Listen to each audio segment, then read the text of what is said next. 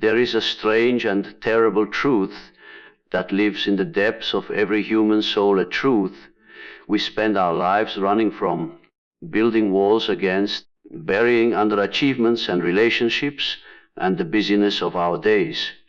We believe that to hold on is to be strong, that to control is to be safe, that to possess is to be secure. But I tell you, this is the great illusion of the conscious mind. For in our desperate clinging, we are not securing our treasures, we are chaining ourselves to ghosts.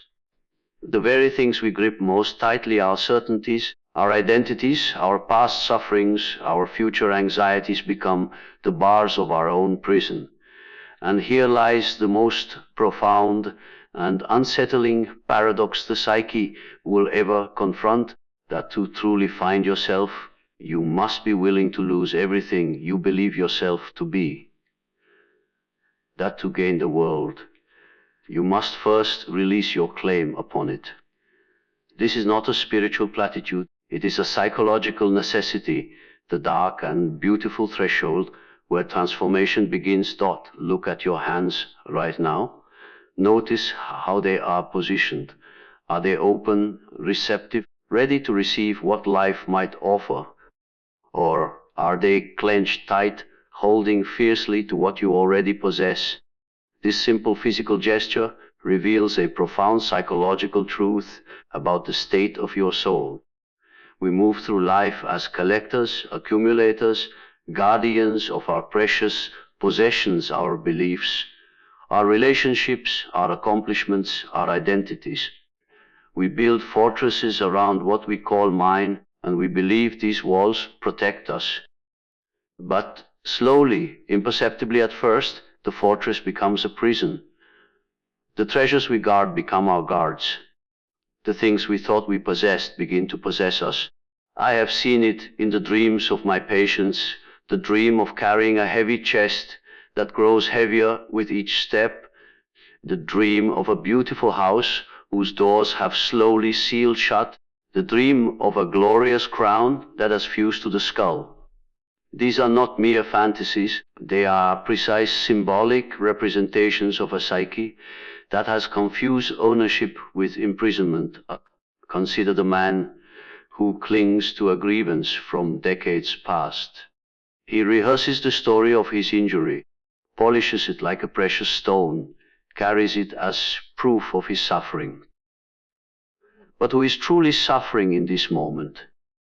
The one who wronged him has likely moved on, while he remains chained to that moment, feeding his identity with the very poison he claims to despise. Or the woman who defines herself entirely by her professional success. She has built an identity of competence and achievement, but when circumstances shift, as they always do, she experiences not just the loss of position, but the terrifying collapse of self. Her ego had mistaken the costume for the actor, the role for the soul. This is what I call the paradox of possession. We believe we are securing our safety and identity through accumulation and control, but we are actually constructing the very walls that will eventually suffocate us. The ego, in its desperate attempt to create permanence in an impermanent world, builds its own tomb. The process begins so innocently. A child learns that certain behaviors bring approval, so she amplifies those aspects of herself. A young man discovers that particular talents bring success, so he identifies with those capacities. We collect opinions, habits, ways of being that seem to work in our particular environment, but gradually, these adaptations harden into structures. What was once fluid becomes rigid. What was once a tool becomes part of the user. We forget that we are the ocean and start believing we are the wave, forgetting the vast depth from which we emerged and to which we will return.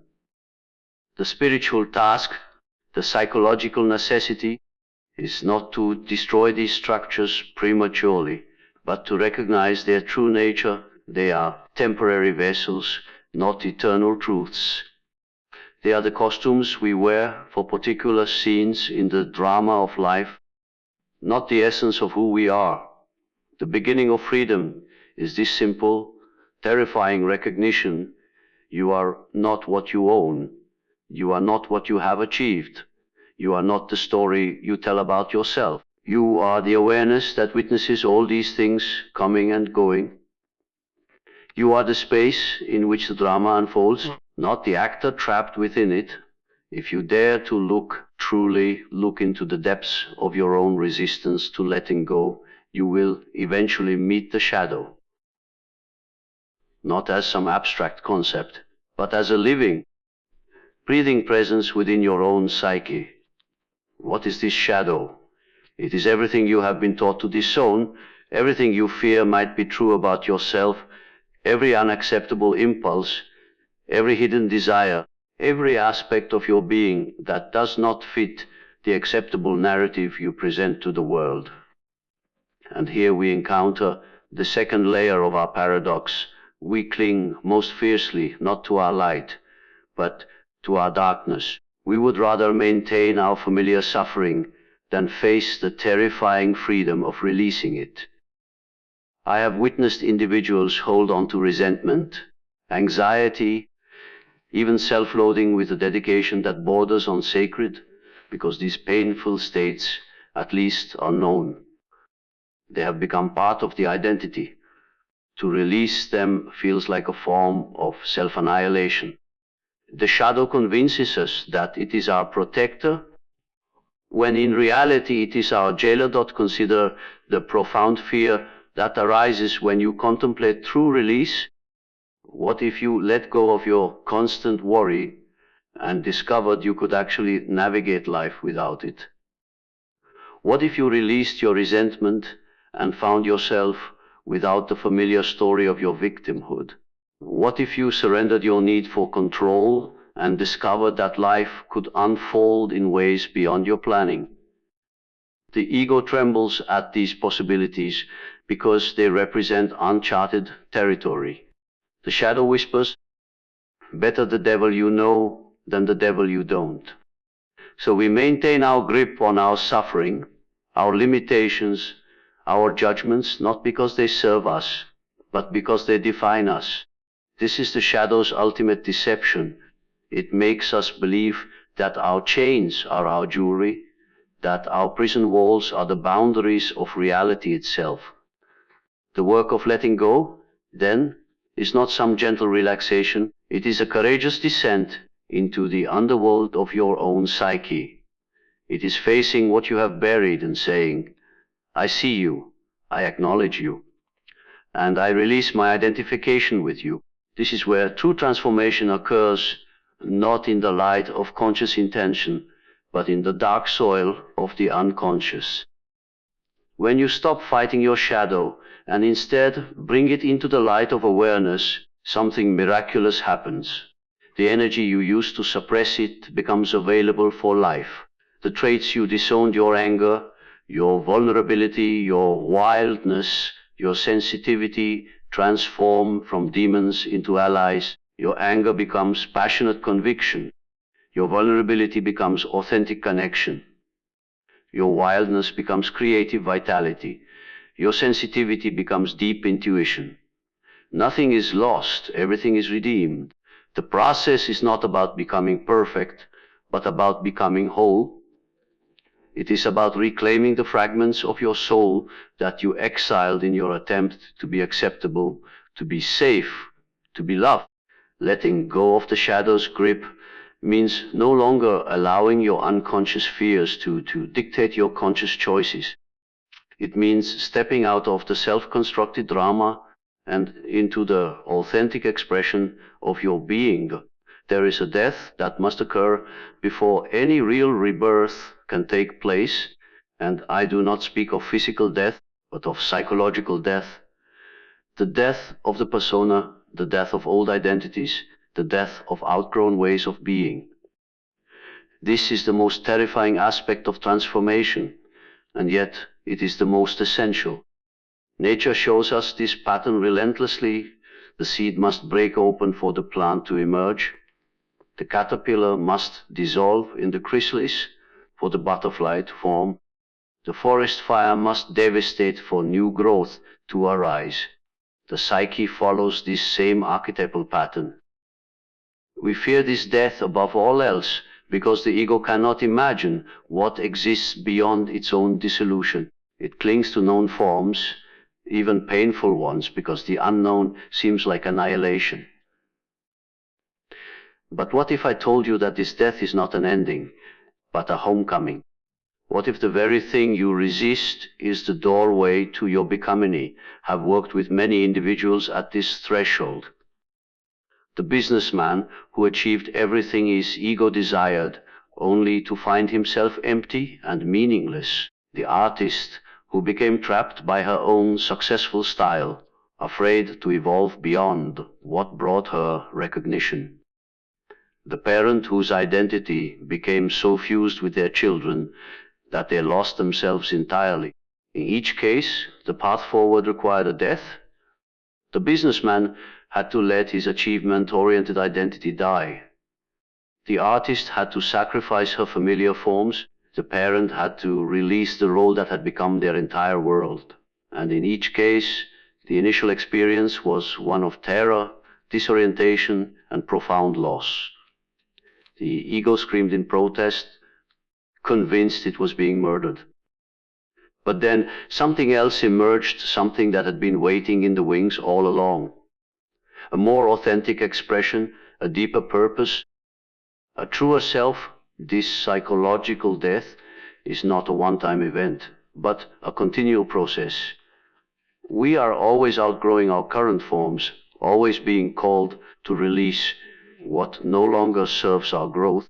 The resistance to this process is what creates most human suffering, the attempt to maintain what is already dying. When we surrender to this death, we discover it is not an enemy, but a midwife. It is the necessary passage between who we have been and who we are becoming.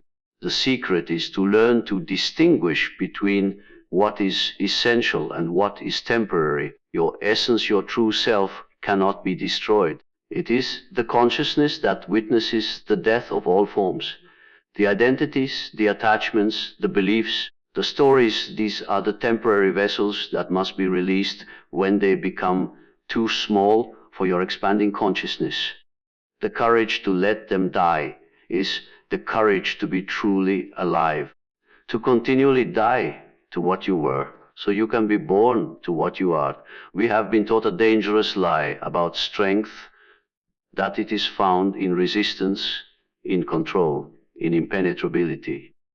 We admire the fortress, the wall, the unbreakable will. But I tell you, true strength is found in surrender. Not surrender as defeat, but surrender as profound trust. Surrender as the courage to be vulnerable, to be open, to be affected. Look at the mightiest trees in the storm. The rigid oak cracks and splinters, while the flexible willow bends and survives. The oak represents the ego's idea of strength, unyielding, defiant, controlled. The willow represents the soul's wisdom fluid, receptive, resilient. Which is truly stronger, the one who maintains their position at all costs, or the one who adapts, flows, and ultimately prevails through flexibility? This is the revolutionary truth about vulnerability. It is not weakness, but the highest form of courage. When you surrender, you are not giving up your power, you are transferring it from the ego to the soul. The ego's power is limited, fragile, dependent on external validation and control. The soul's power is limitless, eternal, arising from within. Surrender is the process of making this transfer. It is saying, I release my desperate attempt to control life, and I open myself to the intelligence that flows through life. This does not mean becoming passive or indifferent. Quite the opposite. It means becoming so fully engaged with life that you stop trying to force it into your predetermined patterns. It means listening, responding, adapting, co-creating. The surrendered individual is like a master sailor They cannot control the wind or the waves, but they can adjust their sails with such exquisite sensitivity that they navigate any condition with grace and power. Consider the areas where you are currently struggling. Where are you pushing, forcing, controlling? Where are you trying to make reality conform to your demands? Now imagine releasing that struggle. Not giving up on your desires, but releasing your attachment to the specific form they must take. Imagine opening your hands and saying, I am ready to receive what life wants to give me, rather than what my ego demands it give me. This shift from control to trust is the essence of surrender. It requires immense courage because it means facing the unknown without your usual defenses. It means being willing to be disappointed, to be hurt, to fail, and trusting that even these experiences are part of your growth. The surrendered life is not a safe life, but it is a deeply authentic one. It is lived from the center of your being rather than from the perimeter of your defenses. It is the difference between swimming against the current and learning to flow with it, discovering that the current itself is carrying you toward your destiny. Imagine becoming like water taking the shape of whatever container it finds itself in, yet never losing its essential nature, flowing around obstacles rather than confronting them directly, yet wearing down mountains over time through persistent movement. This is the state of flow, the psychological condition where we stop being the container and become the content, where we release our rigid boundaries and merge with the activity itself. In this state, effort disappears, struggle evaporates. What remains is pure, undiluted engagement with the present moment. The musician becomes the music. The dancer becomes the dance. The speaker becomes the speech. This is not some esoteric ideal. It is a practical psychological state available to each of us when we release our need to control and our identification with the controller. But the great barrier to flow is what I call the watcher at the gate, the part of us that stands separate from our experience, judging, evaluating, comparing, controlling. This watcher is necessary for navigating complex social situations and making deliberate choices, but when it dominates our consciousness, it creates a constant state of separation. We are never fully in our lives because part of us is always watching ourselves live. Letting go into flow means temporarily dismissing the watcher. It means surrendering to the intelligence of the body, the intuition of the heart, the wisdom of the unconscious. It means trusting that you know how to do things without having to consciously direct every movement. Think of the last time you were completely absorbed in an activity, lost in conversation, immersed in creative work, engaged in physical exercise. In those moments, the watcher receded and you experienced what it means to be fully alive. The beautiful paradox of flow is that we cannot achieve it by trying to achieve it.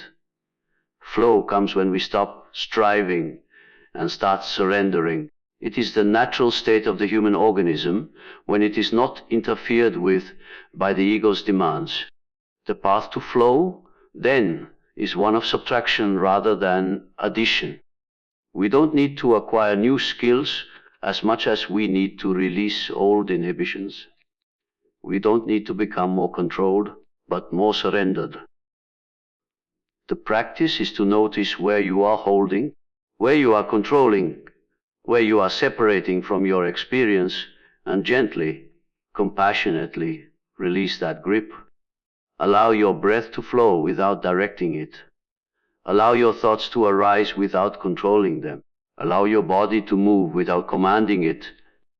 In these small moments of surrender, you taste the state of flow. And as you practice, you discover that life itself wants to flow through you, that there is an intelligence greater than your conscious mind that can guide your actions with far more grace and effectiveness than your ego ever could. Your only task is to get out of the way. As the attachments fall away, the identities you cherished, the beliefs you defended, the stories you repeated, what remains?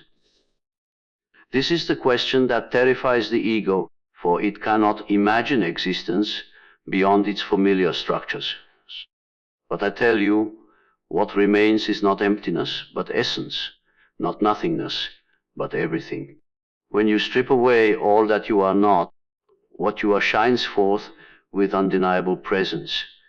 This is the reclamation of the self, not the small self constructed by conditioning and circumstance, but the true self that existed before you had a name, before you had a story, before you learned what was acceptable and what was not. This true self is not something you need to create or achieve. It is what you discover when you stop pretending to be someone else. The process is like cleaning an ancient statue covered in layers of grime and paint. For years, you believed the statue was the accumulation of all these layers. You defended the dirt because you thought it was part of the sculpture. You cherished the paint because it was familiar. But as you begin the careful work of removal, something miraculous emerges, the original form, more beautiful than you could have imagined, carved from materials that have endured through centuries. This is your essence, not the dirt of your conditioning, not the paint of your personas, but the timeless being that has always existed beneath the accumulations. Letting go is not losing yourself, it is finding yourself. It is returning to what you were before the world told you who you should be. This reclaimed self operates from a different center than the ego. The ego is motivated by lack. It seeks to acquire, to achieve, to become. The essence is motivated by abundance. It seeks to express, to contribute, to share. The ego asks, what can I get from this situation? The essence asks, what can I bring to this moment? This shift changes everything. Relationships become opportunities for connection rather than transactions for validation. Work becomes an expression of purpose rather than a means to an end. Life itself becomes a creative adventure rather than a problem to be solved. The reclaimed self does not need to defend itself because it knows its worth is inherent. It does not need to control outcomes because it trusts the intelligence of life. It does not need to accumulate possessions because it experiences the richness of being. This is the ultimate freedom, not freedom from circumstances, but freedom within circumstances. Not the absence of challenges, but the capacity to meet them from your essential nature. The liberated life is not a destination you arrive at, but a quality you bring to each moment. It is not defined by what you have achieved or acquired, but by how you meet what life presents. It is living from essence rather than ego, from the deep, quiet center of your being, rather than the noisy perimeter of your personality. The ego is like a magnificent, intricate costume you have been wearing for so long that you forgot it was removable. The liberated life is the moment you remember you can take off the costume and discover that who you are without it is far more magnificent than anything you could ever wear. This is not transcendence in the sense of escaping humanity, but embodiment in the truest sense, fully inhabiting your humanity without being imprisoned by it. What does this look like in daily life? It looks like the capacity to experience anger without becoming anger, to feel fear without being controlled by fear, to have preferences without needing life to conform to them. It is the freedom to be fully engaged in the world while knowing you are not ultimately of the world. The liberated individual can play all roles: parent, professional, citizen, friend, without mistaking any role for their identity. They can enjoy success without becoming attached to it, and experience failure without being defined by it. They can love deeply without needing to possess, and contribute fully without needing recognition. This is what it means to be in the world, but not of it to participate fully in the dance of life, while remembering you are the dancer, not the dance. The path to this freedom is deceptively simple, though not easy. Notice where you are holding, and gently release. Notice what you are clinging to, and gently open your hands. Notice what identity you are defending, and gently smile at it. This is not a one-time achievement, but a moment-to-moment practice. The ego will continually reassert itself, creating new attachments, new identities, new stories. The work of liberation is the work of continual release, not as a grim discipline, but as a joyful returning home. Each time you notice you have become trapped in a story, identified with a role, attached to an outcome, you have another opportunity to practice freedom. And with each release, you strengthen your connection to the essential self that was never bound to begin with. The ultimate secret is this: you are already free. You have simply been pretending to be captive. The liberation is not something you need to attain, but something you need to remember. And each act of letting go is a moment of remembrance, a homecoming to the truth of who you are. And so we arrive at the great secret, the one that has been whispering to you from the very beginning. The paradox was never a problem to be solved, but a doorway to be walked through. Letting go is not losing your ground. It is discovering you are the ground. It is not becoming nothing. It is becoming everything. The cage you feared to leave was never locked. The door has been open all along. You were simply too afraid to notice. So I invite you now not to try harder, but to surrender more deeply. Not to build stronger foundations, but to become the foundation itself. Release what you think you are, and discover what you have always been. The world does not need more people clinging to safety. It needs souls courageous enough to be free. Go forth not as who you have been, but as who you are becoming. The adventure of your true life awaits just beyond the edge of your fear. Thank you, and may you have the courage to lose everything to gain your soul.